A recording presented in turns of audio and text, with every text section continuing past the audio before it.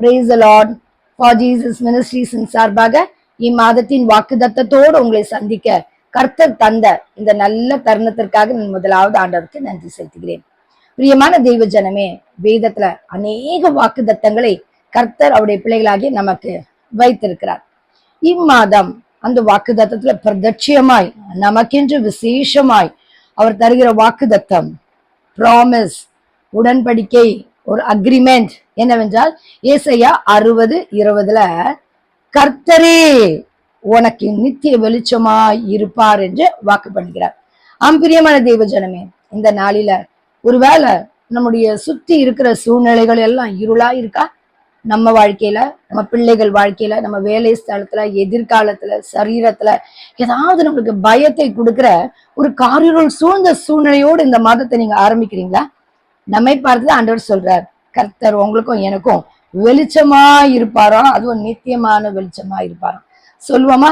கர்த்தர் எனக்கு வெளிச்சமா இருப்பார், கர்த்தர் எனக்கு நித்திய வெளிச்சமா இருப்பார். ஹல்லேலூயா, ஆமென். நம்ம வாழ்க்கையில எதெல்லாம் இருளா இருக்குதோ, பயம், வியாதி, கடன், பிரச்சனை, பிரிவினைகள், வெட்கம், அவமானம், தோல்விகள், எதிர்பார்ப்புகள், இப்படி நிறைய இருக்கு பாத்தீங்களா?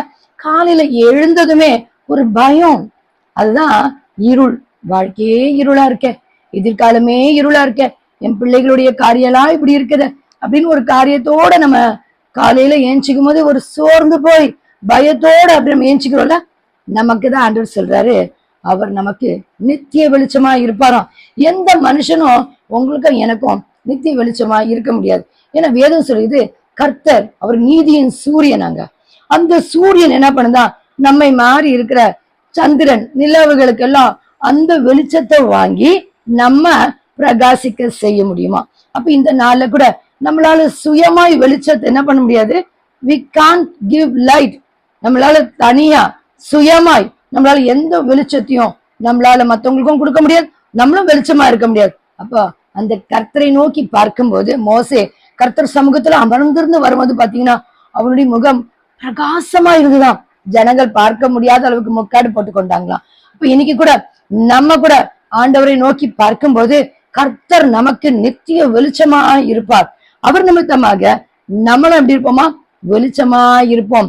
சங்கீதக்காரன் சொல்கிற 2 சாமுவேல் 22:29 கர்த்தராகிய தேவரீர் என் விளக்காய் இருக்கிறார். அப்போ நம்மளுக்கு எந்த விளக்குல இருந்து நம்மளுக்கு வெளிச்சம் கிடைக்கும்? கர்த்தர். அப்ப இன்னைக்கு அந்த கர்த்தராகிய விளக்கை நம்ம நோக்கி பார்க்கும் போது நம்மளுக்கு என்ன வருமா? கர்த்தர் என் இருளை வெளிச்சமாக்குகிறார். கர்த்தராகிய தேவரீர் என் விளக்காய் இருக்கிறீர், கர்த்தர் என் இருளை வெளிச்சமாக்குகிறார் என்று தாவீது சொல்றார். தாவீதுக்கு வாழ்க்கையில நிறைய நெருக்கங்கள், அந்த இருள் சூழ்ந்த பயம் சூழ்ந்த நேரங்களெல்லாம் தன்னுடைய உயிரை காப்பாத்திக்கணும்னு தப்பித்து போதெல்லாம் இவர் கர்த்தரை நோக்கி பார்க்கிறாராம். கர்த்தர் அவருக்கு விளக்கா இருக்கிறாராம். அந்த விளக்குல இருந்து வருகிற வெளிச்சம் இவர் இருளையெல்லாம் மாற்றுகிறதா. பிரியமான தெய்வ ஜனமே, சங்கீதம் 27 பாருங்களேன், கர்த்தர் என் வெளிச்சம். தாவீது தெளிவா சொல்கிறார், அவர் ராஜாவா இருந்தா கூட கர்த்தர் தான் எனக்கு வெளிச்சம்னு சொல்றாரு. இன்னைக்கு நம்ம எத்தனை பேர் சொல்ல முடியும், கர்த்தர் தான் என் வாழ்க்கையில வெளிச்சம்னு? அப்ப கர்த்தர் நம்ம வாழ்க்கையில வெளிச்சமா இருந்தா நம்மளுக்கு என்னென்ன காரியங்கள் உண்டாகும்? இந்த சங்கீதத்துல தாவீது சொல்றாரு பாருங்க, என்னுடைய ஜீவனுக்கு அது பலனா இருக்குமா. சங்கீதம் 27 எடுத்து வச்சுக்கோங்க, அது அப்படியே என்னோட சேர்ந்து தியானிங்க. அப்போ நம்ம அந்த விளக்காகிய கர்த்தரை நோக்கி பார்க்கும் போது அந்த விளக்குல இருந்து வருகிற வெளிச்சம் நம்ம வாழ்க்கையில் நம்ம ஜீவனுக்கு அது பலனா இருக்குமா? இன்னைக்கு உங்களுக்கு பலன் இல்லையா? தாவீது சொல்றாரு, அந்த வெளிச்சம் தான் எனக்கு பலன், அந்த வெளிச்சம் தான் எனக்கு நம்பிக்கை. அப்ப இன்னைக்கு கூட நம்ம சூழ்நிலைகளை, there may be bad situations, there may be something impossible in our life, இதெல்லாம் நடக்காது, இதெல்லாம் முடியாது அப்படின்னு நிறைய காரியங்கள் நம்ம வாழ்க்கையில் இருளா இருக்கலாம். ஆனா அந்த வெளிச்சத்தை பார்க்கும்போது நம்மளுடைய வாழ்க்கையில் நம்மளுடைய ஜீவனுக்கு அது பலனா இருக்குமா? 2வது அதிகாரம் பாருங்களேன், என் சத்துருக்களும் என் பகையினரும் பொல்லாதவர்களும் என்னை நெருங்குகையில். அருமையா இல்ல? நம்மளுக்கு நிறைய சத்துருக்கள் இருக்காங்க, நிறைய பகைவர்கள், we have lot of enemies. நம்மளுக்கு நிறைய பொல்லாதவர்கள், பேட் பீப்புள், அவங்களாம் நம்மளை நெருங்குகையில், நம்மளை நெருங்குவாங்கன்னு சொல்லல, அவங்க நம்ம கிட்ட வரும்போதே அவங்க என்ன ஆயிடுவாங்களாம்? இடறி விழுவார்கள். ஏனென்றால் அந்த விளக்கு, கர்த்தராகிய விளக்கு நம்மை பிரகாசிக்க பண்ணுகிறதுனால, நம்மளை வெளிச்சமாய் வைத்திருக்கிறதுனால நம்ம கிட்ட வராங்க. பாத்தீங்களா? யாரு? சத்ரு, உடைய பகைனன், பொல்லாதவன் வரும்போதே இடறி விழுந்துருவாங்களா? ஹல்லேலூயா. இன்னைக்கு அந்த கர்த்தராகிய இயேசு கிறிஸ்துவை உன் விளக்காய் நீ வைத்துக் கொள்ளும் போது, பிரியமான ஜனமே, உன்னுடைய எனிமீஸ் உன் கிட்ட வரத்துக்கு they will tremble. அவங்க பயப்படுவாங்க. அடுத்ததாக பாருங்களேன், எனக்கு விரோதமாய் ஒரு பாளையம். சில நேரங்களை பாருங்களேன், ஒரு குடும்பமே நமக்கு விரோதமாக வரும். a troop or a group, it doesn't matters. ஆனா அந்த இடத்துல தேவன் நம்மளுக்கு பயமுள்ள ஆவியை கொடுக்க மாட்டாராம். எத்தனை பேர் எனக்கு விரோதமாக எழும்பி வந்தாலும் அந்த கர்த்தராகிய விளக்க நோக்கி பார்க்கிற நமக்கு ஒரு வெளிச்சம், அந்த வெளிச்சத்துல இருந்து நமக்கு அவங்களெல்லாம் பார்த்து நம்ம என்ன பண்ண வேண்டாமா? பயப்பட வேணாமா? இன்னைக்கு யாரையாவது பார்த்து உங்க மேல் அதிகாரிகள், உங்க குடும்பத்திலே பெரியவங்க, அப்போ அவங்க தப்பு செஞ்சு கூட அவங்களுக்கு நம்ம பயப்படுற மாதிரி ஒரு சூழ்நிலைகளா? நீங்க நீதியில இருந்து கூட அவங்களுக்கு பயப்படுறீங்களா? அப்ப இன்னைக்கு அந்த விளக்காகிய கர்த்தரை நோக்கி பார்க்கும்போது அது நமக்கு வெளிச்சமா இருக்குமா? அடுத்தது 5ஆம் அதிகாரம் பாருங்க. தீங்கு நாளில் அவருடைய கூடாரத்துல மறைவில ஒளிச்சு வச்சு அவர் நம்மளை உயர்ந்த கண்மலையில வைப்பாராம். அல்லேலூயா. நம்மளை உயரத்துல வைப்பாராம். ஏன் தெரியுமா? அவர்தான் என் வெளிச்சம், அவர்தான் என் விளக்கு என்று யாரெல்லாம் கர்த்தரை நம்பி இருக்கிறோமோ அவர்கள் எல்லாம் கர்த்தர் என்ன பண்ணுவாங்க? தீங்கு நாளில உங்களுக்கு ஒரு ஆபத்து வந்துச்சா, எங்க போய் ஒளியுறதுன்னு தெரியலையா, யார்கிட்ட போய் அடைக்கலம் ஆகுறதுன்னு தெரியலையா? அம்பிரியமான தேவ ஜனமே, அவர் நமக்கு விளக்காய் இருக்கும் போது, அந்த வெளிச்சத்துல நம்ம இருக்கும்போது, தீங்கு நாளில் நம்மளுக்கு எந்த தீங்கும் நம்மளை அணுகாதபடிக்கு அவர் கூடாரத்தின் மறைவில நம்மளை ஒளித்து he has got a safe place. நம்ம அந்த இடத்துல he will go and hide us and keep on. நம்மளை ஹைட் பண்ணி வைப்பாங்களா? யாருமே நம்மளை கண்டுபிடிக்காத அளவுக்கு ஒரு பாதுகாப்பான இடம் எதுனா அது கர்த்தருடைய உள்ளங்கை, அது கர்த்தருடைய கண்மலை, அது கர்த்தருடைய ரத்தத்தின் பெருந்துளி, அது கர்த்தருடைய சிறகு. It will be a very safety zone. ரொம்ப ஒரு பாதுகாப்பான கரம் இருக்கும். இன்னைக்கு அந்த கருத்துக்குள்ளாக ஓடி வந்துடலாமா? அல்லேலூயா. அப்போ அவர் நம்மளுடைய உயர்த்தி வைப்பாராம். அல்லேலூயா. 6வது வசனத்துல பாக்குறோம், என் தலையை என் சத்துருக்கள் மேல் உயர்த்தப்படும்.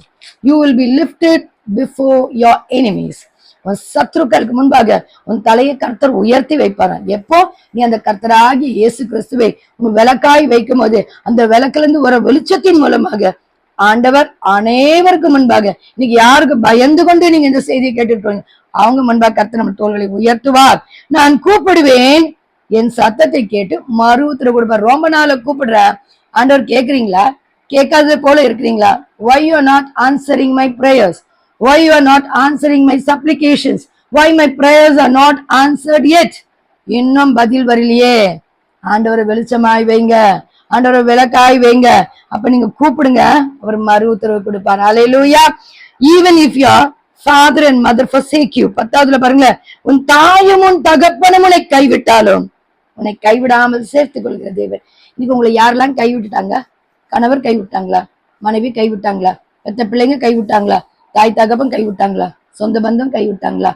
யாரு நம்ம நம்பி இருந்தாலும் அவர்கள் மறந்தாலும் கர்த்தர் உங்களை என்னை மறவால் நம்ம அவரை சேர்த்து கொள்வார். அல்லேலூயா.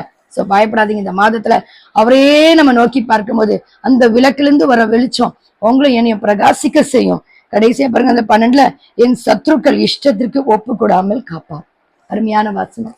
நம்ம நிறைய பேர், நீ நல்லா இருக்க மாட்ட, நீ வாழ மாட்ட, உனக்கு இது நடக்காது, இதுல ஃபெயில் ஆயிடுவ, இது முடியாது, அதான் சத்துருடைய இஷ்டம்.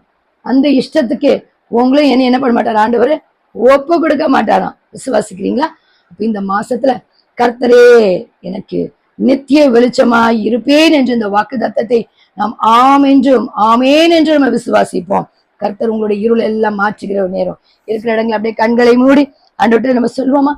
எங்களை அதிகமாய் நேசிக்கிற அன்பின் நல்ல தகப்பனே, இந்த வேலையில அப்பா யாரெல்லாம் இருளின் ஆதிக்கத்துல, இருளின் பிடிகள்ல, சத்ருவின் கோட்டைகள்ல அப்பா சிக்கி இருக்கிறாங்களோ, ஒரு வேலைகளோட பிள்ளைகள் இல்ல இந்த வேலையை செய்யற இடத்துல சரீரத்துல மரண இருளின் பள்ளத்தாக்குல இப்படி எந்த காரியம் இல்ல நம்முடைய பிள்ளைகள் ஆண்டவர் அப்பா ஒளிந்து கொண்டு இருக்கிறாங்களோ, இன்னைக்கு அந்த இருளிலிருந்து என் தகப்பனுடைய வெளிச்சம் வரும்போது இந்த இருளெல்லாம் ஓடிடுவேன் ஆண்டவரே. இன்னைக்கு உங்க பிள்ளைகளுக்கு ஒரு நம்பிக்கையை கொடுங்க சப்பா. இன்னைக்கு உங்க பிள்ளைகளுக்கு ஒரு தைரியத்தை கொடுங்க சப்பா. அந்த வெளிச்சத்துல உங்களுடைய பிள்ளைகளுக்கு பிரகாசிக்க செய்யுங்கப்பா. எந்த பிள்ளைகளா இருள்ல, பயத்துல, ஆண்டவரே சோகத்துல, வேதனையில, கண்ணீர்ல அப்பா நான் செத்து போயிடலாமோ அப்படிலாம் பயந்து கொண்டு இருக்கிறாங்களோ, எனக்கு வாழ்க்கையில ஒரு எதிர்காலத்துல ஒரு நம்பிக்கையே இல்லை அப்படின்னு இருக்கிறாங்களோ, இன்னைக்கு அந்த கர்த்தராகிய இயேசு ஆண்டவரே அந்த விளக்கு, அந்த வெளிச்சம் ஒவ்வொரு பிள்ளைகள் மேலாக கடந்து வரட்டும் என்று நான் கட்டளையிடுகிறேன் ராஜா.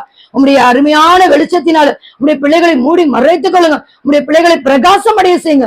உண்மை நோக்கி பார்த்த முகங்கள் பிரகாசம் அடையன்னு சொன்னீங்களே, ஒருபோதும் வெக்கப்பட்டு போவதில்லைன்னு சொன்னீங்களே, இந்த மாதத்துல நீரே என் கண்மலை, நீரே என் வெளிச்சம், நீரே ஆண்டவரே என் கூடாரத்தின் மேலாக ஆண்டவரே நீங்க தான்ப்பா ஒவ்வொரு பிள்ளைகளுக்கும் அக்கினி ஸ்தம்பமாய் மேக ஸ்தம்பமாய் இருந்து பாதுகாக்கிற கர்த்தராய் இருக்கிறதற்காக ஸ்தோத்திரம்பா.